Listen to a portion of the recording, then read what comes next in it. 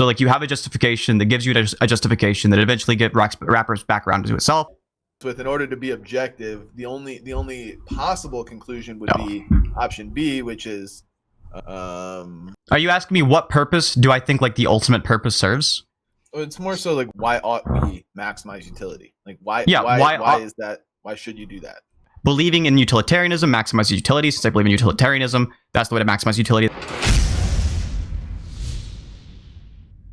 So what is that, as far as having better outcomes, what does that matter? Why do you care about that?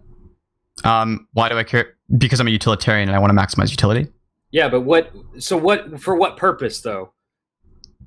Are you asking me what purpose do I think like the ultimate purpose serves? No, yeah. Well, yeah, so what purpose do you have for wanting a better outcome? It doesn't really sound like you just want it just because.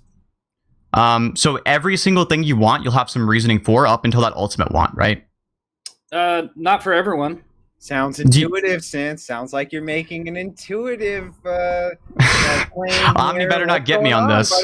Omni better not get me on this. Oh no, you're doing intuition. Oh, so in the case of please. He better not. So in the case of like, in the case of the example of like a sorry, your argument was what again? So basically, I understand. Never mind. Sorry. Yeah, so your point is like is that what is the justification for like my normative theory? I think you can't justify a normative theory other than doing so circularly. I could give you my circular justification for it, which is just that like whatever believing in utilitarianism maximizes utility. Since I believe in utilitarianism, that's the way to maximize utility. That's just a circular argument, though. If you're trying to find if you're trying to find some like ultimate like reason, it would just be the utilitarian one. That would be like the basal reason. So we still run into Munchausen's trilemma as a utilitarian as well. It's more so like why ought we believe in utilitarianism? Why ought we maximize utility? Like why is that? Why should you do that? Yeah, why ought you do what I define as morally good would just be like the same argument could be applied to any ethical theory. Like no matter what, you have to have some kind of like basis, some foundation, and then everything comes stacked on top of that. Where do you get the foundation?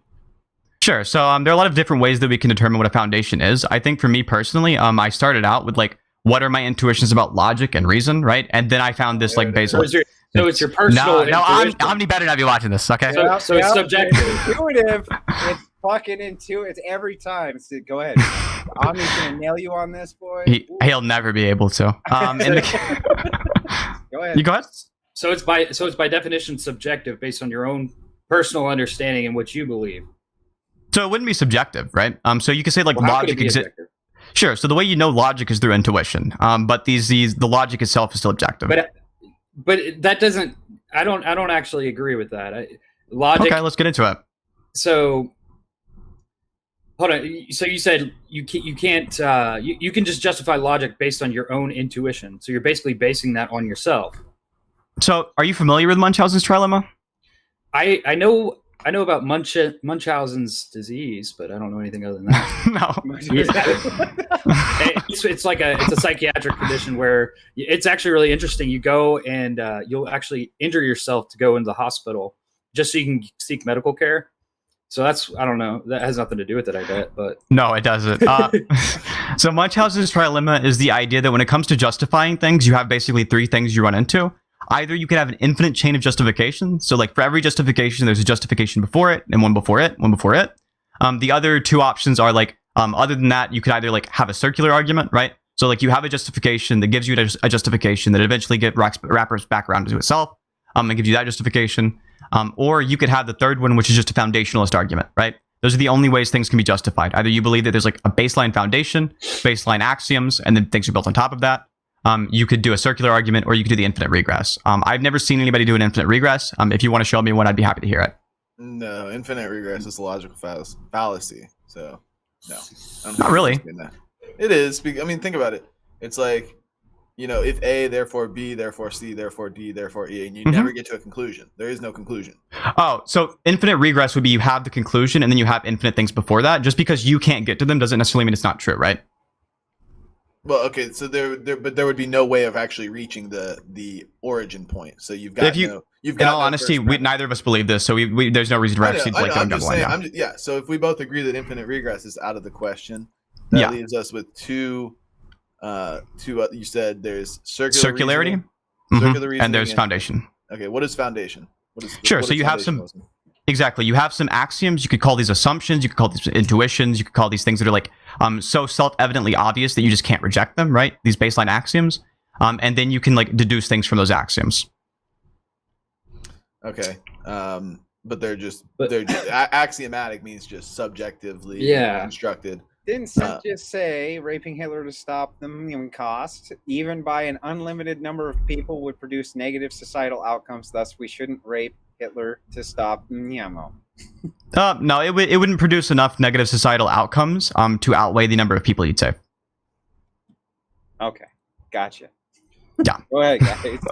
So yeah, I think really what it leaves us with, in order to be objective, the only possible conclusion would be option B, which is circular reasoning. Circular reasoning, though, a lot of people reject it, and rightfully so. If you're doing circular reasoning within a worldly proposition, like why is water wet because it's water? Well, that's just I don't know. Maybe that wasn't a perfect example of circular reasoning. I'm right because I'm right, and I'm right because I'm right. Like, that's just viciously circular, and there's no real justification for it. But when referencing an ultimate and foundational starting point that is necessarily the first cause of all things, it must be self-justifying and self-attesting, which would make it circular. But that's not a problem, because if it doesn't justify itself, then it's not ultimate, and that's the only way you can actually reach something objective, right? That's right. And I'm I don't see that would be objective. At something, but I'm not sure. I know what you're saying. Okay. I just don't actually think that's really like a solid argument for God. I think obviously that this wouldn't. Okay, got it. Yeah, this wouldn't really make it objective. So you could say this thing is like, this is like a foundation. The only way to make it ultimate is this thing. But I could have that same idea of like what is ultimate, and I could apply it onto utilitarianism. I could say utilitarianism is ultimate. And it doesn't seem like it's any less objective there. But it seems like both of these would be like equally objective. Well, you're admitting that your version of utilitarianism is foundationalism, just axiomatic starting points. Well, it's actually neither. So utilitarianism is the normative theory. So I can use it foundationalist in a foundationalist way. I could use it in a circular way. In either of these ways, but it would still be equally justified, because all justification comes from the utilitarian axiom. Axiom though. Mm-hmm. When you say the word axiom, that implies subjectivity, right? And no, it doesn't. Okay, then what is an axiom? Sure. So an axiom doesn't necessarily have to be subjective. An axiom is just like a thing which all things other than that are deduced from. So I can say it's like an axiom that that the world actually exists. That isn't subjective. It would just be axiomatic, right?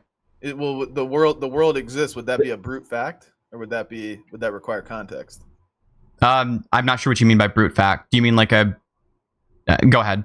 So like an example of a contextual fact would be that water flows downward. Well, in order for that to be a fact, water must exist and gravity must exist to flow downward, and we must have been able to test this over time and verify it to be true. Mm-hmm. Whatever, through the scientific method. We've got all this context required to make it a fact, and in the case of the Earth exists, in order for that to be a fact, it either requires context or it's just a brute fact.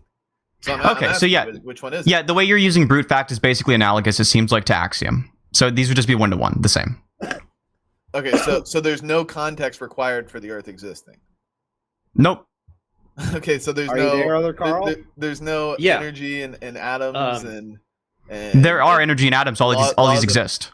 They must have existed. So that's the context. Sorry. I want to actually repair something really fast. You're agreeing. I want to repair something. Yeah. So I didn't say the Earth exists. It's the universe exists, but same difference, right? We can move on from that. Okay. The universe exists. So how do you determine that that's just a brute fact and that there is no necessary precondition? Sure. So all the things that you've just listed would be things that are parts of the universe which exist. So it seems like this is some like necessary presupposition for all of the things you're pointing out. Okay. Hang on. How do you know? I'm saying, like, how do you know that the universe just exists and that there was no? I mean, you even say that there's an unmoved mover, that there must be a first cause. So that actually I think so. necessarily implies that there is context prior to the universe existing. Right? I'm not sure what you mean by context then. Something that allows the fact to be a fact. That's what. Oh, well, then in all case there wouldn't be brute facts at all then, because I can just like relate the thing in reverse, right? And I could have like another context for a thing that I just give a context for. So if I say like there is like an unmoved mover, it seems to be the case that for an unmoved mover to exist, there has to be a thing that's moving, right? And so like I could say that's not a brute fact either, because the universe has to exist for there to be a thing that created the universe. Well, the unmoved mover would be the ultimate brute fact, the ultimate So brute. yeah, but you can- point of all. Given your same argument, I could just flip it inversely, and it's just a semantic difference, not actually like a real material difference. This is getting autistic. I don't disagree.